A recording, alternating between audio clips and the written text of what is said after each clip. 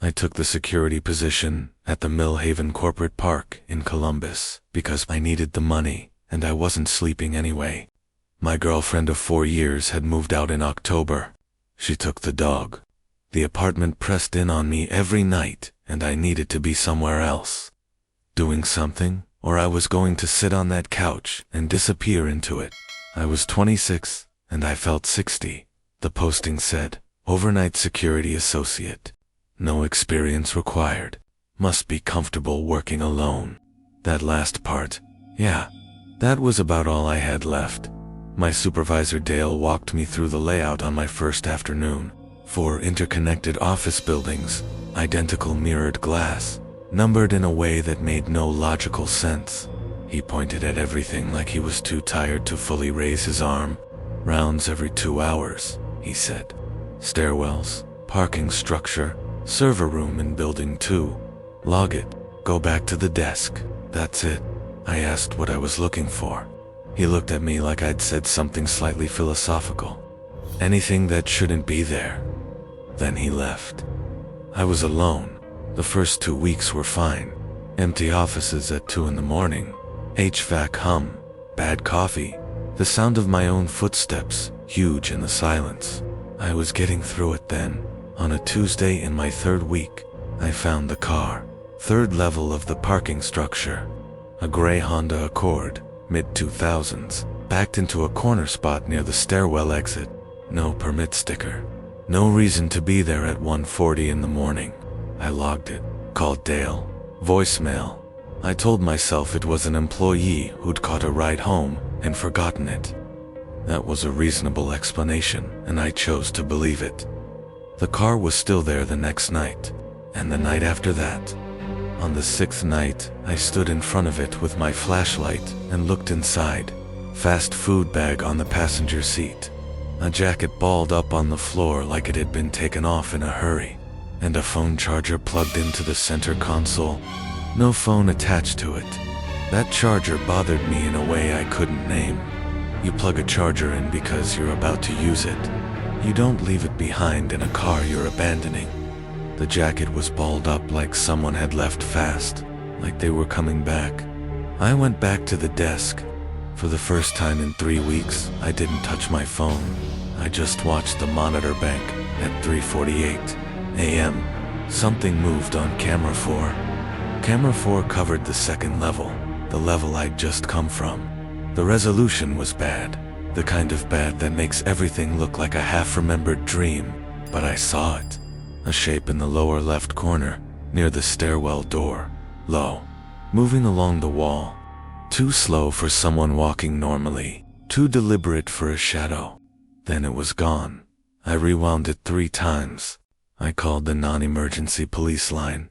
An officer came, did a drive-through, was there for 4 minutes, and left. The structure was clear. That's what they told me. 2 days later, the gray Accord disappeared. No tow record, no ticket, no paperwork. When I asked the day manager Priya about it, she said it had been handled. When I asked to see the report, she said it was above her access level and changed the subject. Dale said he didn't know anything about any car and looked at me like I was making something out of nothing. 3 weeks after, the car was gone. I was doing my 2 a.m. round of building 2. I took the stairwell from the 2nd floor down to the lobby. That stairwell had a specific acoustic quality. Every sound doubled back at you. My footsteps echoed. My breathing echoed. On the landing between the 2nd and 1st floor, I heard breathing that wasn't mine, slow, even, from somewhere below me. From the basement level, the one Dale had told me on my first day was just storage and HVAC, and not worth checking. I stopped. The breathing continued. Whoever it was, they weren't hiding it. They were just breathing, steady and slow. The way you breathe when you've been sitting in one place for a long time. I did not go down those stairs. I got out through the main lobby and walked across the lot to the security desk without running, because some part of me knew that running would make it real. I called dispatch. 2 officers arrived in 11 minutes, checked the basement, came back up, told me it was empty. One of them walked me through it himself. Storage units, HVAC equipment, no signs of anyone, but in the far corner, behind a row of metal shelving, I saw something his flashlight hadn't touched. A patch of concrete floor that was noticeably less dusty than everything around it. 4 feet by 4 feet, like something had been sitting on it, like someone had been sitting on it for a while. I quit 2 weeks later. I still drive a different route home, so I don't pass that park. Every now and then I think about that phone charger plugged in, no phone attached. Like someone stepped out for a second and planned to come right back. I keep thinking about how many nights I walked those rounds, checked those stairwells, sat at that desk. How many nights someone might have been 30 feet below me in the dark, listening to my schedule, learning exactly when I'd pass and exactly when I wouldn't. I don't know how long they were down there. I don't know if they were ever identified. I don't think I want to know. I was 22 when I started overnight security at Westfield Regional Medical Center in Gary, Indiana. I liked that job. I want to be clear about that. I wasn't miserable, wasn't looking for something to be afraid of. I liked hospitals at night, the focused, quiet, the weight of a building full of people, just trying to survive. My sector was the East Wing, oldest part of the hospital, narrow corridors. Fluorescent lights that flickered in a way maintenance had been promising to fix for 3 years. Long-term care units sat at the far end. Mostly elderly patients. Mostly stable. Mostly waiting. Room 114 was the last room on the corridor. The patient inside, I'll call him Mr. Carroll, was in his late 70s. Stroke. Largely nonverbal. No family visiting. No one coming for him at all. I walked past his door on every round. Always open protocol. Mr. Carroll, always in the same position. Facing the window. The first thing I noticed was his television on, at 2:30 a.m., when it should have been off since 10. Sandra, the nurse who'd worked that wing for 11 years, turned it off and told me it had happened twice before. Equipment glitch. I accepted that. 3 nights later. Room 114's door was closed. It was always open. Always. I stood outside, listened. The television was on again, low and murmuring. I opened the door. Dark, except for the TV glow. Mr. Carroll in bed, and the visitor's chair, which belonged against the far wall, pulled up right beside him, angled toward him, like someone had just been sitting in it. The chair was empty. Sandra came. The night CNA said she hadn't moved it. Sandra made a note and told me they'd increase observation. I started logging that room on every pass. 2 weeks of nothing. I started thinking I'd imagined the weight of it. Then Sandra called in sick.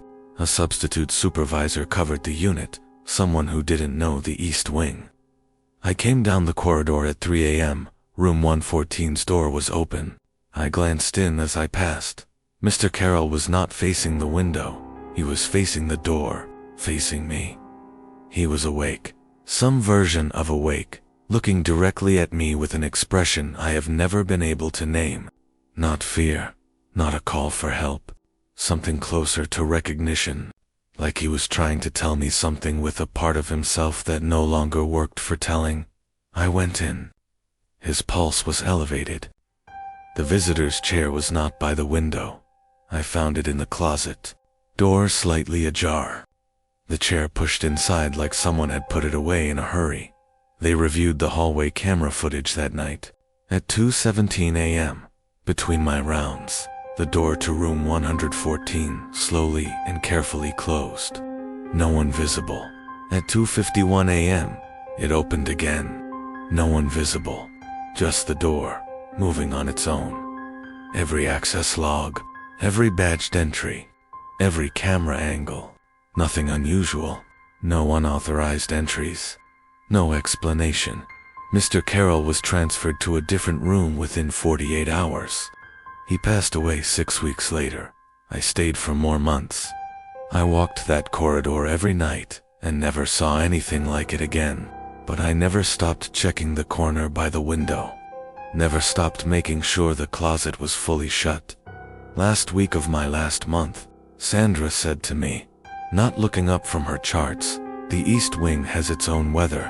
I said, "Yeah," she said. "Some of it comes from outside." I never asked her what she meant. I think I already knew. I still think about Mr. Carroll's face when he turned to look at me. That expression, with no name. Like he'd been watching something approach for a long time from that bed.